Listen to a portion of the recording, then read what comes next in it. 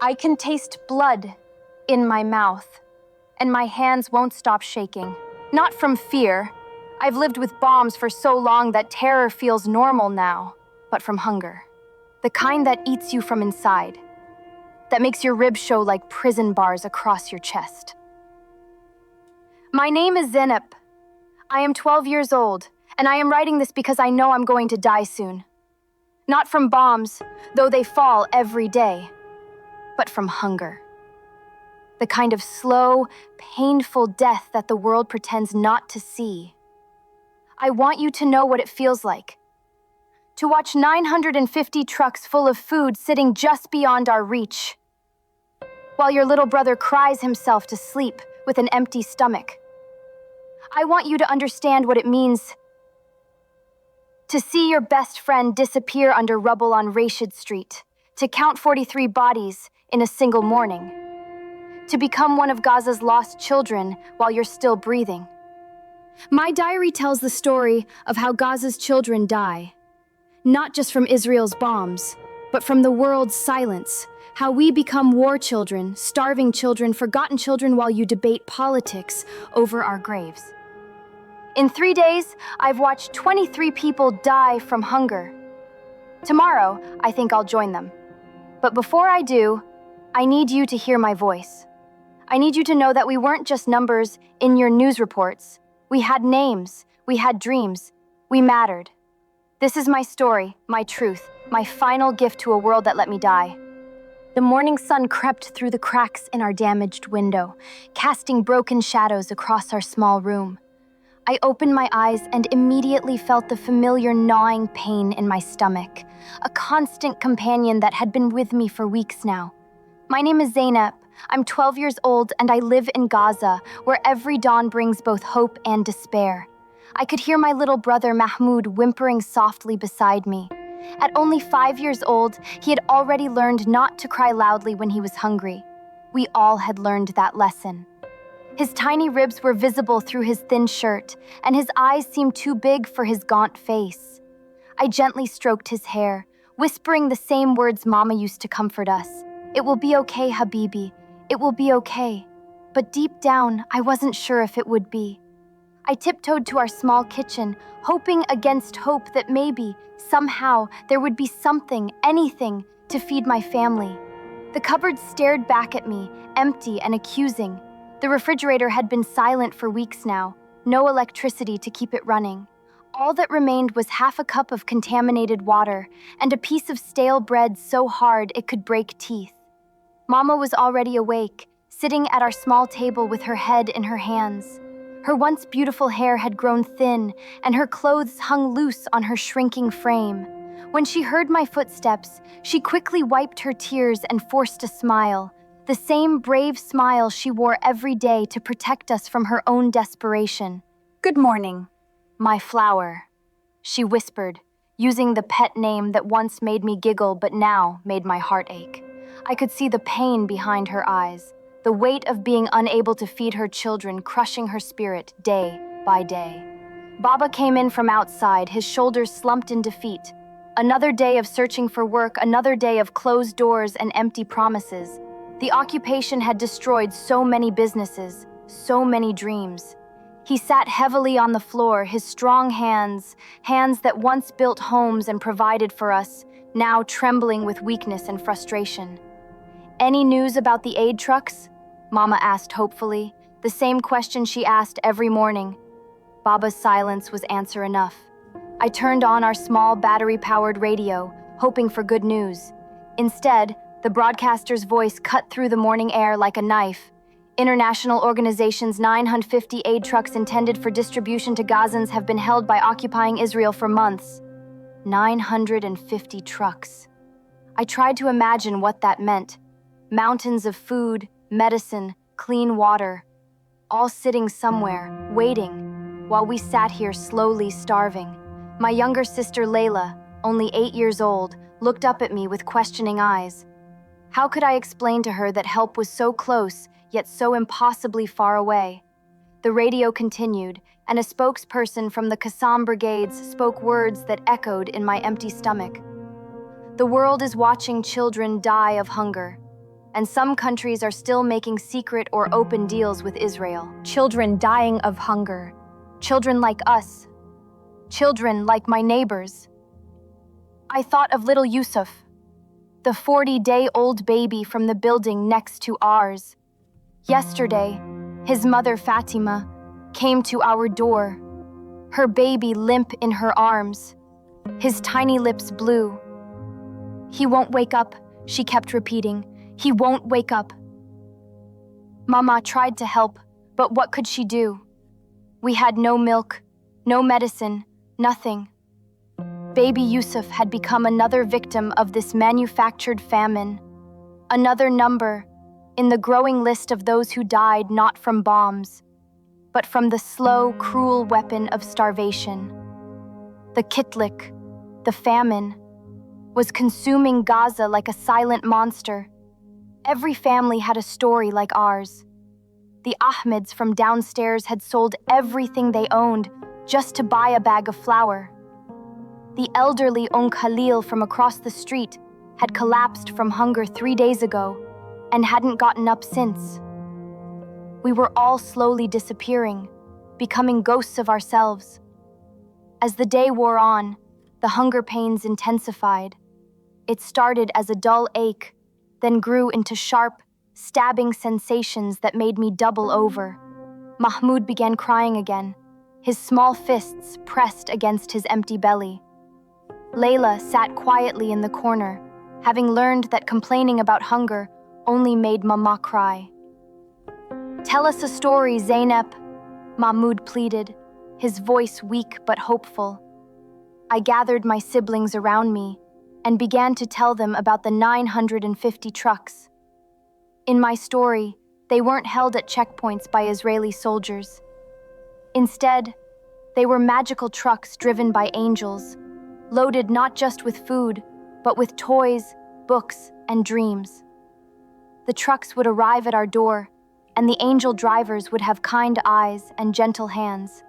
They would fill our kitchen with warmth and laughter, and Mama would cook us a feast fit for kings. But even as I spoke, reality crashed back down on us.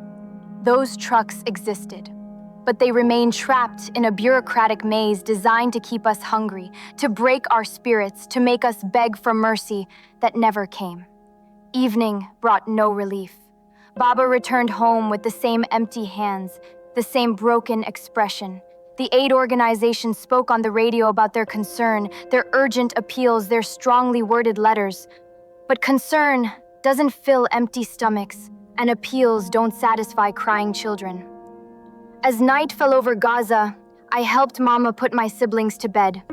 Mahmoud's stomach rumbled loudly in the darkness, a sound that seemed to echo off the walls of our small room. Layla asked when the trucks would come, her voice barely a whisper. "Soon, Habibti," I lied, stroking her hair, "very soon." But as I lay in the darkness, listening to my brother's quiet sobs and my sister's restless movements, I wondered if those 950 trucks would ever reach us.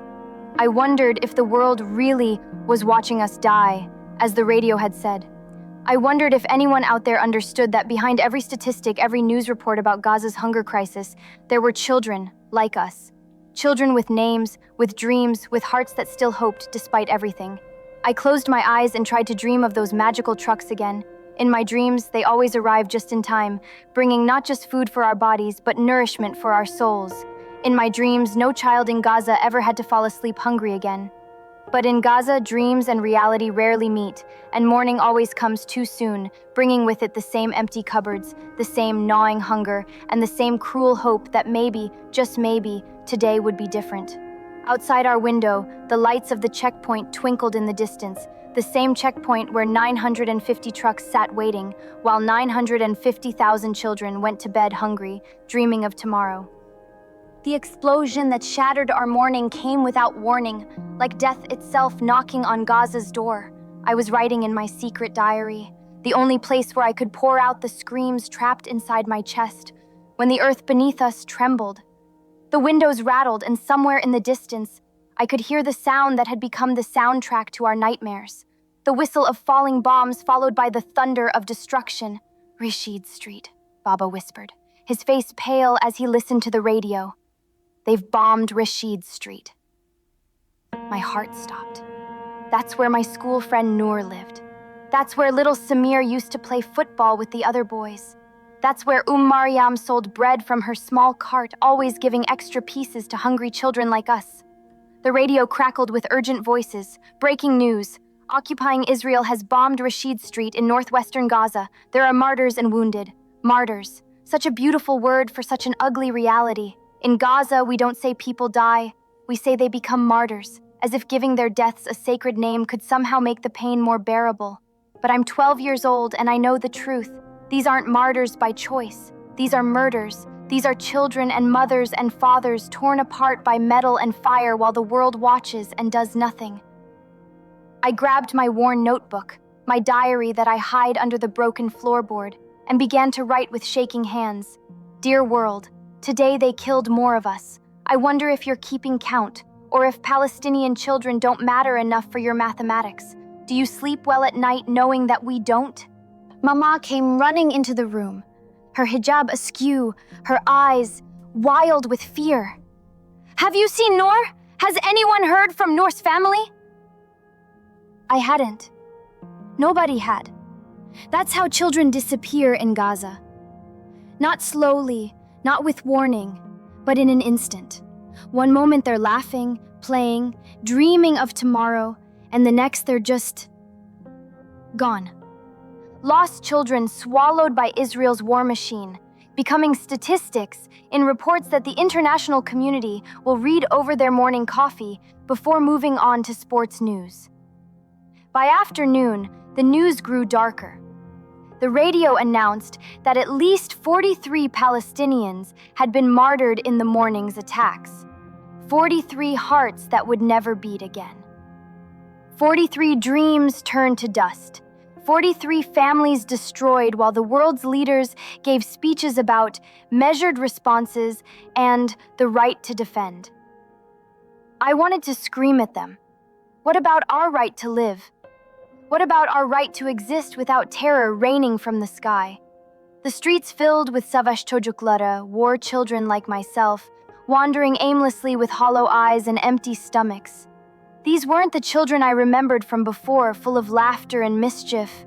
These were ghosts wearing children's faces, aged beyond their years by trauma and hunger. We recognized each other instantly, we war children of Gaza. We shared the same haunted expressions, the same premature understanding of mortality, the same bitter knowledge that the world had abandoned us. I found Ali, my 10-year-old neighbor, sitting on the rubble of what used to be a playground. His clothes hung on his skeletal frame like rags on a scarecrow. His sister had been missing for 3 days now. Another Kayıp Çocuk lost in the chaos of Israel's campaign of terror. "Do you think they'll find her?" he asked me, his voice empty of hope. I wanted to lie, to comfort him, but we war children had learned not to lie to each other. Adults lied to us enough. "I don't know, Ali. I hope so." But I didn't hope. Hope was a luxury we couldn't afford in Gaza. When I returned home, I found Mama sitting on the floor sobbing. Her whole body shook with grief and rage and helplessness. I had never seen her like this. My strong, brave Mama, who always found a way to smile, to make us feel safe even when the world was crumbling around us. "They took Noor," she whispered through her tears. Sweet little Noor with the braids. She was buying bread for her grandmother when the bomb fell. Noor, my friend who drew flowers in the margins of her school notebooks. Noor who shared her eraser with me when mine wore down to nothing. Noor who dreamed of becoming a teacher someday. Gone. Just like that. Another child sacrifice on the altar of Israel's occupation. Another life deemed worthless by a world that had forgotten how to feel shame. Baba came home that evening with fury burning in his eyes, a rage so pure and terrible that it scared me. His gentle hands, the hands that used to tickle me and braid my hair, were clenched into fists. 43, he repeated, pacing our small room like a caged animal. 43 souls, and they call it defense. They murder our children and the world applauds their precision. He slammed his fist against the wall, and I saw tears streaming down his face. Tears of rage, of helplessness, of a father who could not protect his children from monsters wearing uniforms and flying flags. "Where is humanity?" he shouted at no one and everyone. "Where are the people who claim to believe in justice? Are Palestinian children not human enough for their compassion?" His words echoed my own thoughts, the questions that haunted my diary entries. Had the world forgotten how to see us as human? Had they convinced themselves that Palestinian blood was cheaper, Palestinian tears less salty, Palestinian dreams less valuable? As night fell, our neighbor Ahmad knocked on our door. In her trembling hands, she held a small piece of bread, probably her family's last meal. "For the children," she whispered, pressing it into Mama's hands before hurrying away. This is what Gaza had become. A place where the starving fed the starving, where mothers gave their last crumbs to other mothers' children, where humanity survived only in the hearts of the abandoned.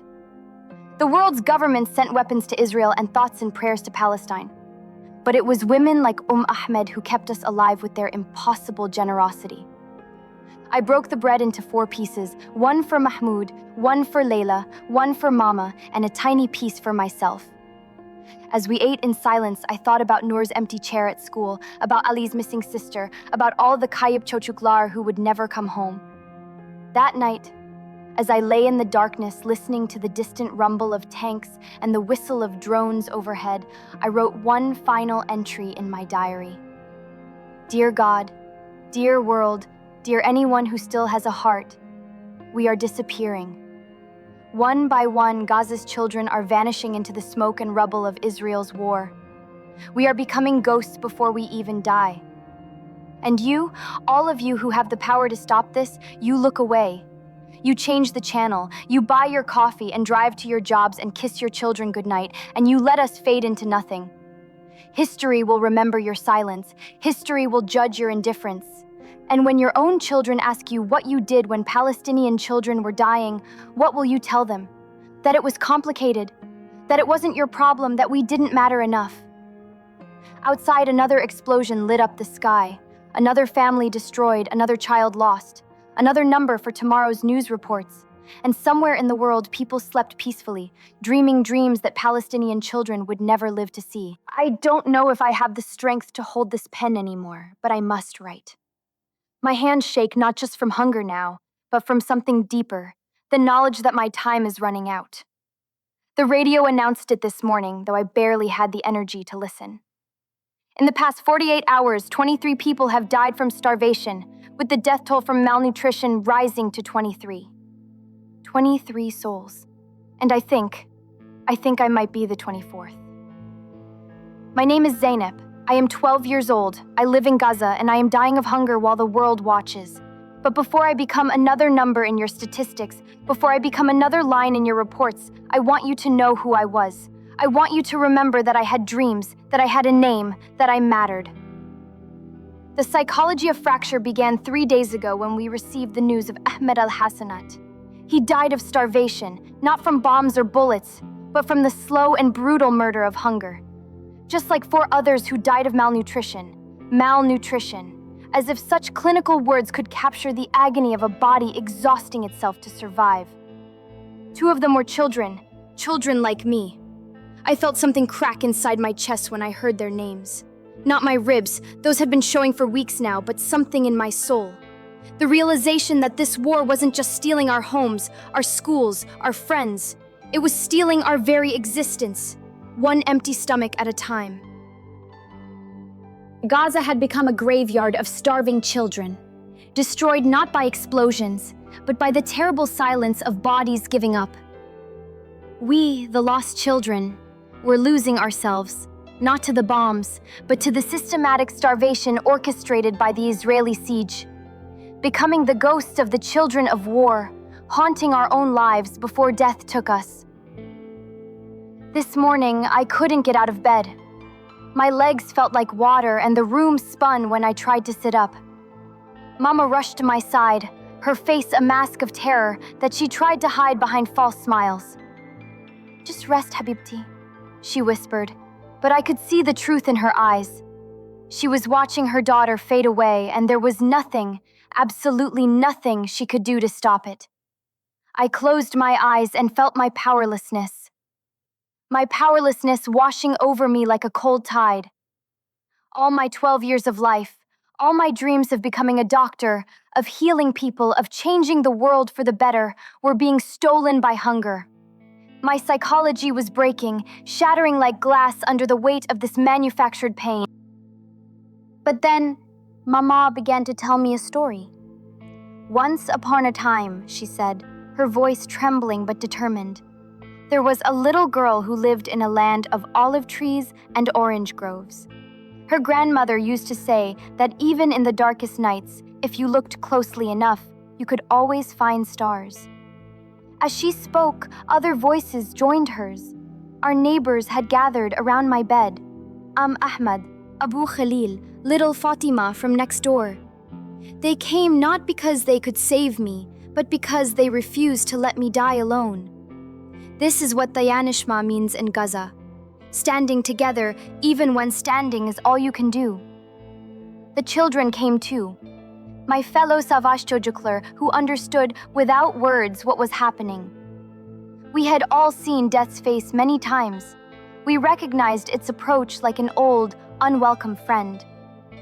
"Tell us about your dreams, Zainab," whispered Sarah, a 10-year-old whose own ribs showed through her torn dress. So I told them. With what little breath I had left, I painted pictures of the future I would never see. I described the hospital I would have built, the children I would have saved, the diseases I would have cured. I told them about the medical school in Jerusalem where I had planned to study, about the clinics I would have opened for refugee children, about the research I would have done on malnutrition, the very thing that was killing me now. "But you know what?" I whispered to them, my voice barely audible. "Even though I won't become a doctor, maybe my story will save someone else. Maybe someone, somewhere, will read about us and remember that we were human." As the afternoon wore on, I felt myself slipping away, but I had one last thing to do. With Mama's help, I reached for my diary and began to write what I knew would be my final entry. To the world that forgot us. My name is Zainab. I am 12 years old and I am dying of hunger in Gaza while you live your comfortable lives. By the time you read this, I will be another statistic, number 24 in your count of starvation deaths. But I was not just a number. I had a favorite color, blue, like the Mediterranean Sea I could see from my window. I had dreams to become a doctor. I had a best friend, Noor, who you let them kill with your bombs. I had a little brother who looked up to me, and a sister who braided my hair when I was too weak to do it myself. Israel starved me to death with your permission. Your government sent them weapons while sending us empty words. Your media called our suffering complex, while our children died simple deaths from simple hunger. You made our genocide seem reasonable, our extermination seem justified, our erasure seem necessary. But here's what you don't understand. Killing us won't kill our truth. Every Palestinian child who dies becomes a witness against you. Every empty stomach becomes evidence of your crime. Every breath we don't take becomes an accusation that will follow you forever. I forgive the world for letting me die, not because you deserve forgiveness, but because I refuse to let hatred be the last thing in my heart. But I do not forgive the lie that this was inevitable.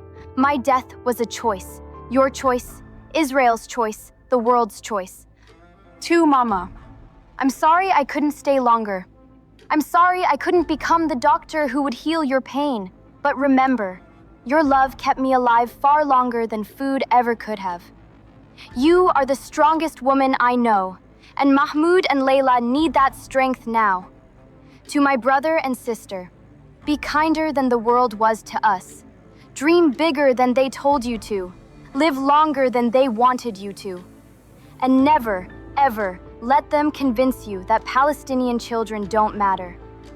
To the children reading this someday, don't let them do to other children what they did to us. Don't let them make another Gaza, another famine, another graveyard of dreams.